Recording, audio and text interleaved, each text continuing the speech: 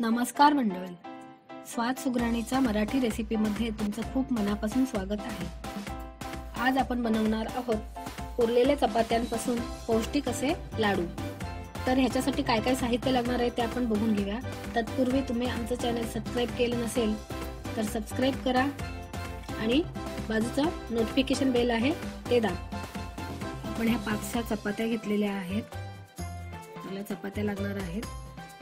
गुळ घेतलेला आहे 1 वाटी, ड्रायफ्रूट घेतलेले आहेत, त्यामध्ये काजू, बदाम आणि खारीक घेतलेले आहेत, ऑप्शनल आहे ड्रायफ्रूट।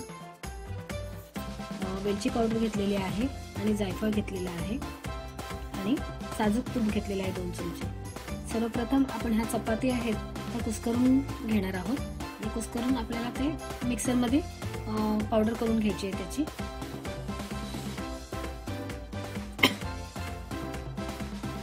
असा आपण ह्या उरलेल्या चपात्या घेतलेल्या आहेत।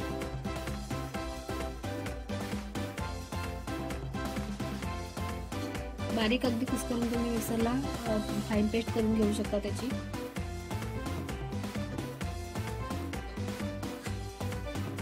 आणि ह्या लाडूंसाठी तुम्ही ताज्या चपाती सुद्धा वापरू शकता, त्याचे सुद्धा लाडू खूप छान होतात।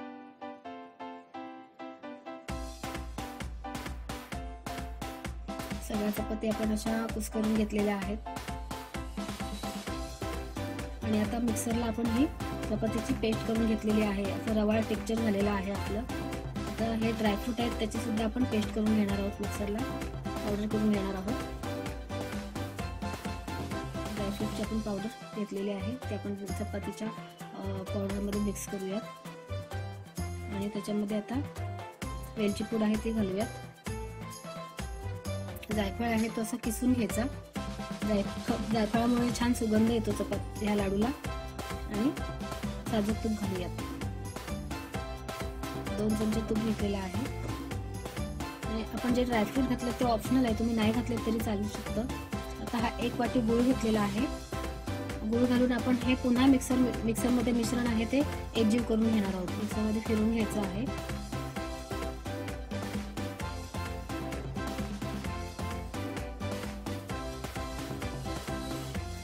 मिक्सरमध्ये फिरवल्यामुळे लाडू छानपैकी वळले जातात।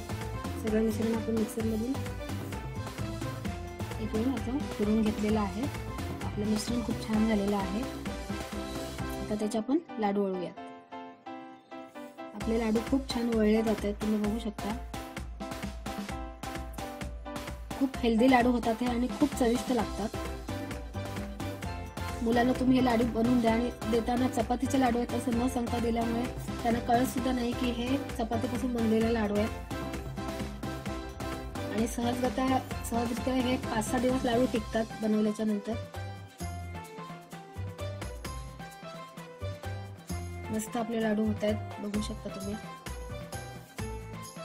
त्याला आपण जरा डेकोरेट करून घेऊया काजूचे काप लावून। खूप छान दिसतात बघा तुम्ही। तुम्ही सुद्धा घरी बनवून बघा, खरंच खूप छान लागतात हे लाडू, अगदी कळत सुद्धा नाही। आणि पटकन होणारी आणि सोपी अशी ही रेसिपी आहे।